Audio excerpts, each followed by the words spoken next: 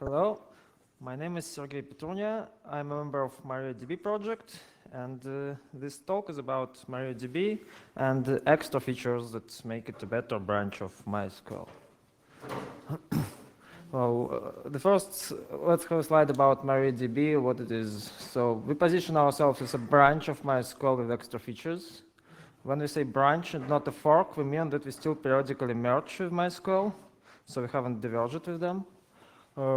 Unlike Drizzle, which is a fork, which don't merge from MySQL anymore, we still remain compatible with MySQL.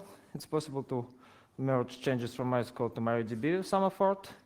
We have only GPL, offer only GPL only license, unlike Sun MySQL, which offers both GPL and commercial license. We strive to have more open development. We have all source code in public repository Launchpad. We simply don't have any private trees. We try to be more open towards external contributions. And our current state is that MariaDB 5.1.42, the number is based on MySQL release, which was merged into it, was made stable release on February 1st.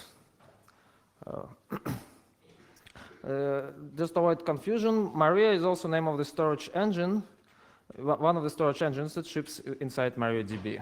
MariaDB is the name for the whole database system. So the extra features that we have at the moment are in MariaDB 5.1 and our stable release are, well, in the order of their relative importance or impact. It's approximate, of course. First is the XtraDB storage engine. Then we have slow query log, extended statistics in the slow query log, microsecond precision shown in process list. We've got table elimination optimization. We've got PBXT storage engine. We've got Maria storage engine, as I've already mentioned. And we've got thread pool support. We've got support for creation collations. And last, and it was added last, is the federated X storage engine. This talk will be mainly dedicated to overview of what these features are and how they can be useful. Before we go to that, not all of the features are developed by MariaDB crew.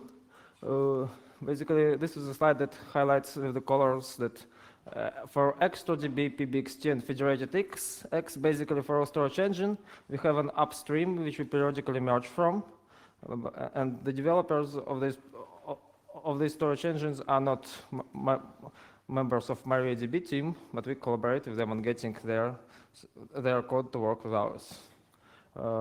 Slow query log and microsecond precision in process list will base it on a third-party patch for MySQL, which wasn't merged into MySQL mainline. So we took it, improved upon it, and merged it into MariaDB. Table elimination optimization was developed at MariaDB from scratch, so you won't find it anywhere except MariaDB. And then Maria storage engine, thread pool support, and creation collation are the features that were developed at Sun, partly by current MariaDB members, partly by those who remain Sun MySQL employees, but they have never been released in the stable release, but they have been published, their source code has been published, so we was able to take it and integrate it into MariaDB with some fixes and certain improvements. So if we go to the first feature, which is the XtraDB storage engine. And for XtraDB storage engine, well, we'll have only a couple of slides dedicated to it because that's it has a lot of improvements, and we could have a talk only about XtraDB. So I'll be quite brief here. Basically, this is a patched version of InnoDB plugin, where InnoDB plugin is a version of InnoDB which was produced by Oracle with more features than regular InnoDB. And XtraDB was produced by a consulting company called Percona. Those are the people who are behind the MySQLPerformanceBlog.com website, which publishes a lot of articles on MySQL performance. And Within XtraDB, the primary thing is that they have performance improvements for multi-CPU systems similar to MySQL 5.4. I have to remind that MySQL 5.4 have never been released. It has only been available as a preview, and while XtraDB has these features in a released version, and we have it in MariaDB. They provide more diagnostics information, and the whole array of miscellaneous features that the DBA of a highly loaded and highly concurrent database might find useful, like ability to save and preload back buffer pool. Buffer pool is sort of in the DB's disk cache, so you can start with the warm cache and not have any effects of starting with the cold cache. And they have index statistics collection fixes and many more. Unfortunately, I cannot describe them in detail because it will just take too long. If you are running a website on InnoDB and experience performance issues, you really should bookmark the MySQL performance blog website and check out their recommendations and knowledge that they post there.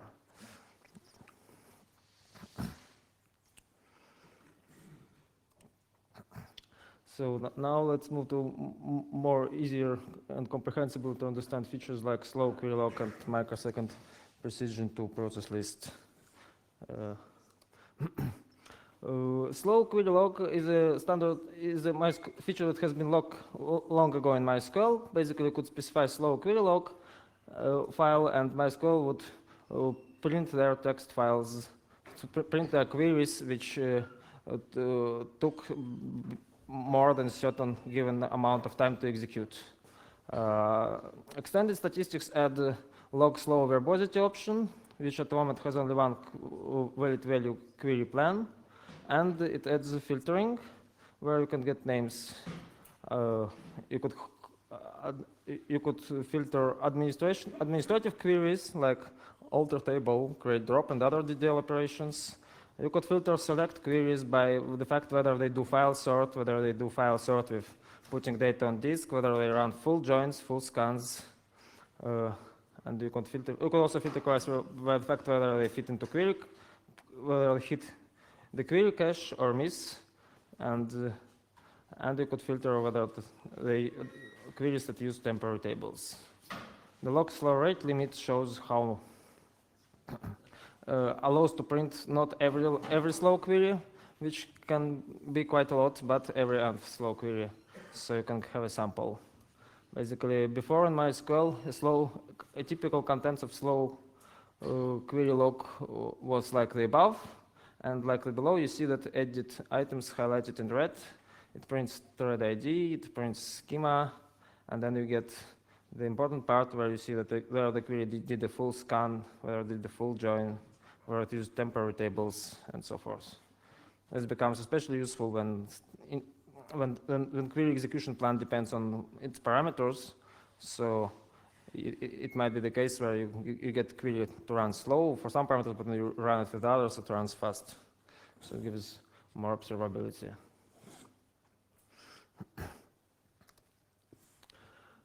Microsecond precision in process list, it's another patch by Percona. And the idea is that it displays milliseconds with fraction in show process list, and that's useful for analyzing load of small queries. When one does a select from information schema.process list in MySQL, one gets only number of seconds in time column, while in MariaDB there is also time milliseconds, which shows time in milliseconds, and that's useful when if you got queries which run less than a second, and you need to discriminate and find out which ones of them are that take more than the others.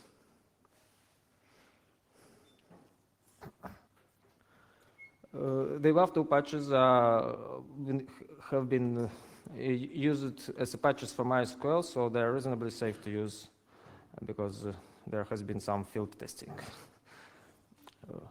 Then we move to the feature that is unique to MariaDB. It is table elimination optimization. This is an optimization for queries over highly normalized data. It's present under its name, table elimination in big databases, like it's present in Oracle and SQL Server. As far as I'm informed, it's not present in PostgreSQL. The basic idea is that we detect outer joins which have unused inner sides and then delete those inner sides. Basically, when we have an outer join of two tables, and such that the select list does not include the inner table, and the where condition does not refer to inner table either, then that means that, and also there is the condition in the on expression is such that we see that it has table 2 dot primary key equals something from table 1. Basically, that means that for each record of table 1, there can be not more than one match. That condition gives us that. And since it's outer join, if there are no matches, we'll get a null complemented record. And that means that there will be always one match. It will be either a null record or not. So, and in that case, it is apparent that we don't really care whether table 2 had any matches and if it had what they were. So we can remove table 2. So far this has looked like a relational algebra exercise. Now let's see how that is practically useful. Suppose we have a data and we want to store it in a highly normalized way. For instance, if we get a list of actors with names, dates of birth, and their ratings, and normally the sort of default approach is to store, just create a table with 3 columns, name, date, and rating. And the problem with that is, as with all denormalized data storage, is that you can't easily add attribute because it requires a long alter table. It's difficult to have attributes which apply only to a small fraction of actors because your data set grows bigger. If most of your actors are unrated, you get nulls in many columns, and that will be stored quite inefficiently in a row-based storage. So the standard approach to that is to create 3 tables instead. Create a base table AC, well, it's called here anchor, which will denote anchors, and then create a table for names, create a table for dates of birth, and create a table for ratings. Over here, the table for ratings can also change. We assume that ratings also change over time, so we've got a from date column, which from date column, so we can store the history. With this scheme, we are much more flexible about our data storage. We can add, remove attributes as we please. We can have attributes that other users don't care about. But when we want to query things, we would like to actually, if you want to get just a list of actors with their names and birth dates and current ratings, we have to write this huge outer join. Here the colors denote access to attributes. So for the name, we write a left join with the name, and then for the birth date, we join with birth date. And for rating, we not only do a join, we also select from those all possible ratings, the one that is the last one and currently valid. That's what the subquery does here. From date equals maximum date for this actor. So apparently we don't want to write these selects all the time when we want to get actor and his name. So we just create a view. And after we have created the view, we can access it as written below. We just access it as a regular table. We just select, for example, rating from actors where his name is some name. And it looks like a table. The problem is that it is a join. Inside it is a join, so every time you access this, MySQL would run the underlying join, and then and that would be an excessive. So here is a demonstration how table elimination works. The first query is about selecting rating and birth date by name. So basically, it uses all 3 attributes, and you get what you would always get for In MySQL, you would get all 4 tables accessed. The second query is more interesting. It doesn't care about dates of birth. So when you run it in explain in MariaDB, you will see that date of birth table is gone from explain, so we don't access it. That shows that if you don't, this scheme allows one to easily add attributes which other users don't care about because they will be removed by the optimizer. Date of birth will have no overhead for those who do not need it. The third query is another example. Here we don't care about ratings, and you see that the ratings table is gone from the explain plan, and so it wouldn't be accessed. So we can have totally optional attributes. If you want to sum it up, basically with table elimination, you can do normalization on optional historic data, which will cause you to want to execute outer joins, and you will be able to create a denormalized view using left join constructs, and use this view, and you will get for it something like index-only scans, where if you don't care about columns, you don't need it. Tables here serve as indexes. That's what table elimination optimization does, and that's a feature that's unique to MariaDB.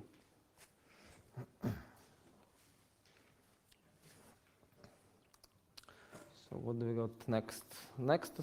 The next feature is prime-based XT storage engine, and prime-based XT storage engine is a third-party development that's developed at a company called Prime-Based Technologies. We only merged it into MariaDB, and it is a transactional, ACID compliant, and multi-version concurrency control-based storage engine. It is developed by. So how is it different from all other engines? The design choices are that it uses certain write once methodology, so it stores its data in the, they call it dlog permanently. When they get new data, they just store it in the log, and then the table just keeps referring to the place in the log where the data was originally stored. Unlike other transaction engines, which would first write to certain log, then update the place where the data is really to be stored. They do disk-based MVCC. It basically means that they store, they're able to store different versions of the records on disk, so they're not limited by, the size of all uncommitted data is not limited by the size of memory, like it is the case for other engines. This gives you some fairly fast commit, because all of their data, when they need to do a commit, they have all of their data on disk already, and they actually don't care about the wrong versions, because they are collected afterwards by a certain garbage collection process. They don't do any in-place updates, so since they are log-based, they always append new data. They don't update anything in place, they just write a new version and change pointers, and then rely on that it is, the unused data is garbage collected at some point. Well, this can be both strength and weakness. The strength that they commit fast, the weakness is that they rely on how quick the garbage collector will be, and whether it will become critical that the data file grows with grows too big with all of that older versions of the data. They don't have any they don't have an undo log. Their recovery just rolls forward based on the log, on the forward log.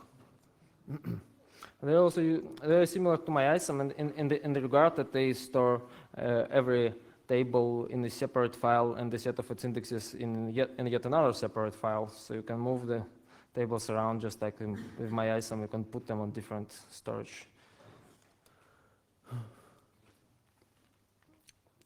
Index. If you look more at PBXT storage engine design, so it is indexes don't, I've sort of already mentioned that indexes do not need to be flushed on transaction commit because the changes are made by, the unneeded versions are removed by garbage collector thread. Indexes are updated in background by the garbage collector thread. They got operation IDs. That means that modifications normally require simultaneous update of cache and transaction log. I'm not sure what the last means. I'm not that fluent with PBXT. Okay, so they basically batch the updates when they they don't do updates on the fly. They write the updates to the log, and then there is a writer thread which collects all of the updates, groups them together. Actually, it sorts them, which gets the updates to the same locations grouped, and writes them out. So this gives them reduced number of write operations, and they write in sorted order.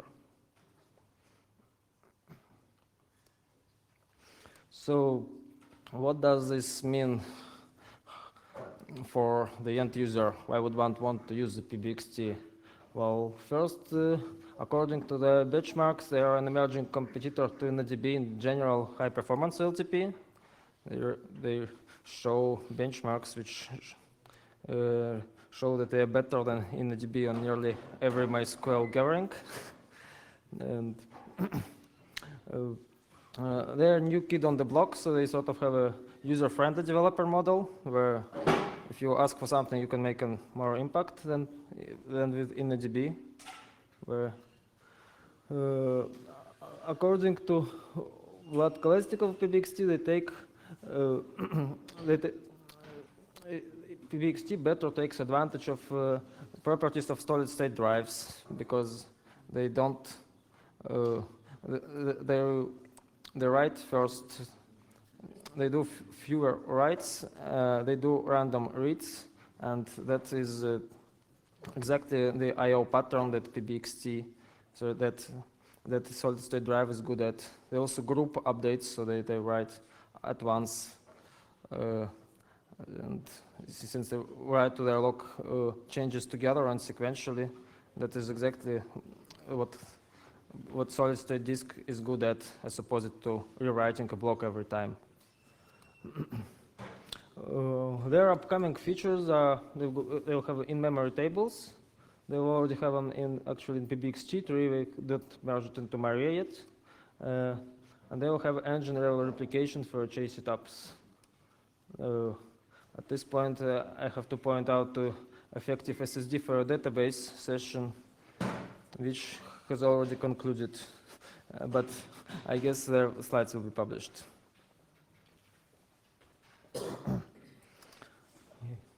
Okay, besides PBXT, we've got Maria storage engine, and Maria storage engine is based initially on MyISAM code, so it's very much MyISAM-like. It got full text, it got GIS indexes. The goal for Maria was sorry, this is MySQL, to have a transactional MyISAM, but at this point, it is only crash-safe MyISAM, where you can set a table to be crash-safe, and unlike MyISAM, it wouldn't require any repair operations, and will roll back or roll forward all changes if it crashes in the middle. But it's not fully transactional yet. Its primary use at the moment is for SQL runtime temporary tables instead of MyISAM, and that means that queries that need to use temporary table, like group by queries, union, distinct, count distinct, and such, basically everything that shows using temporary in the explain plan, they would not touch the disk until Maria's buffers are overflowed. So if you, for example, need to write a query which does a group by and uses and also selects blob or does a distinct with Maria tables, it won't hit the disk unless it exhausts all memory, and will have to do so. Which is which gives some improvement for these queries over regular MySQL, where it will touch the disk because we'll have to write to MyISM. Another feature, which is a bit controversial, is the thread pooling support. The traditional MySQL model is that there is one process and one MySQL process which uses a separate client connection, a separate thread for each client connection. So the number of connected clients means that the number of existing threads is equal to the number of existing threads. And the thread pooling model, we aim to serve n queries with m threads, where m is fixed. It is activated as follows. We specify thread handling one thread per connection, and then we specify thread pool size, and that is stored. And you can use, and that is how many threads will be used to serve the all of the client connections. There is some problem with that. That it is one can connect with all 20 clients, start 20 long queries, and totally block the server, because we will be unable to, because any other incoming request will be just waiting in the queue until for these 20 queries to compete. For that, we've got an extra port parameter and extra max connections. It's basically another port that MySQL will listen on, which you can allow access only to administrative user 2, and it will be able to log in and kill the query and kill the offending queries. Typically, one would expect that thread pooling would, to a great extent, solve the problem of performance degradation with too many connections. Unfortunately, it is not the case yet. For example, queries that run for a long time or wait for I/O or locks or any other reason still occupy the thread pool. So if you get manage to get a deadlock inside in the DB such that the one that causes the threads to wait till timeout, they will sit and wait till timeout. So the threads in the pool will be busy waiting. And another problem is that the experiments have shown that thread pooling can be slower than the traditional model in high concurrency scenario. That's a problem because it's kind of exactly one of the things that it was expected to solve. However, we decided to put the thread pooling in anyway because it allows one to. Oops.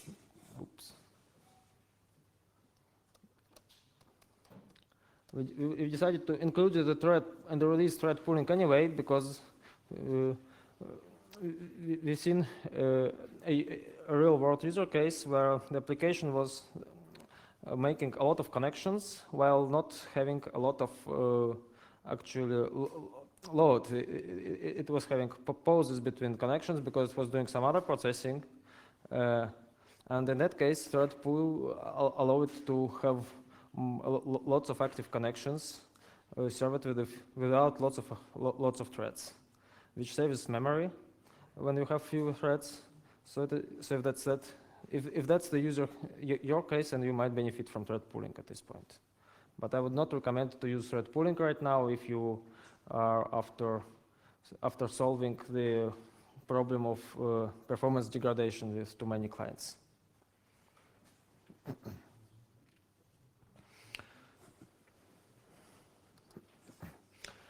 The next feature is creation collations for Unicode. Basically, MySQL has creation collations, case insensitive for Latin and CP1250 char sets. And when you use default Unicode collation, you get the case sensitive creation collation due to native sorting. But what you cannot do with MySQL at the moment is that if you got a creation, if you want to have creation case insensitive sorting and store Unicode data at the same time, that means that you are unable to do so. You either get creation case insensitive sorting with Latin char set, or you get Unicode with case sensitive sorting. So Alexander Barkov, the MySQL char set specialist, produced a patch, but somehow it wasn't included in MySQL, it was not released. So we took it, integrated into MariaDB, released it, and here you have it. we've got creation for UTF-8 and UKS2, which is basically the two char sets that you need for Unicode.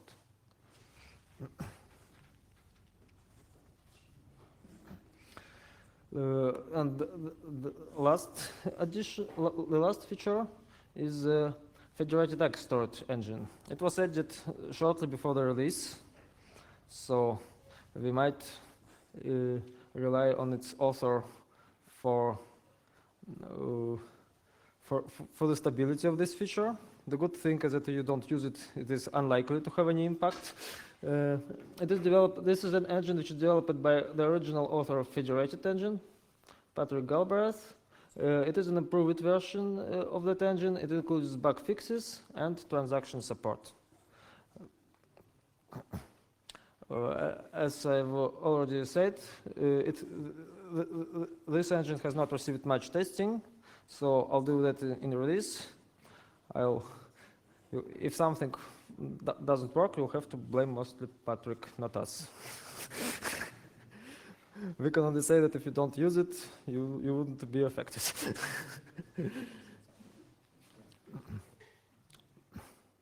Okay, so here's a list of the features again, and that's what we have to offer in the release. So at our stand, we are frequently asked how can one actually upgrade to MariaDB from MySQL and how much effort does it require. Here is the whole slide dedicated to compatibility. MariaDB and MySQL are compatible with client libraries. Everything that's linked with MySQL will work against MariaDB library. Because for this reason, MariaDB library is called libmysql still. We are compatible with client-server protocol. It means that you can use any MySQL client application to connect to MariaDB server, and vice versa. If you got a MariaDB client, which is at the moment the same as MySQL, you can connect back. We are compatible with regards to command line tool names, locations, syntax of arguments of utilities, and so forth. And that means that MariaDB by default occupies the same port, sockets, names as MySQL, so you can't install both at the same time. All of our packaging scripts at the moment will not refuse to install if you have MySQL, so you will have to remove MySQL first and then install MariaDB. And then MariaDB is supposed to just pick up the data, all of the data files, and start and working in the same way like MySQL did, only better with extra features. That's what we have a fully compatible SQL dialect yet. There is no difference. We haven't tested any server plugins. If you got any UDF functions or any plugin storage engines, you need to exercise caution because we do not guarantee that it works. I'm not sure whether I'm not aware of any explicit compatibility breakages though, but that's something that hasn't been checked. We are compatible with the replication master-slave, so you can, if you can attach MariaDB slave to MySQL master in all cases, and then hence bring up another host running MariaDB and check and experiment on that. You can run in reverse direction also, assuming that you don't use that MariaDB server do not use features that are not in MySQL. For example, if you are using PBXT tables, then apparently that wouldn't be able to replicate to MySQL because MySQL has no PBXT, or if you're using creation collations. It is the same with the data directory. You can just stop the MySQL server and start MariaDB, and it will work without need to any data conversions or upgrade or export import procedure. But it will work also backwards as long as MariaDB server did not use any features that are not in that are not present in MySQL.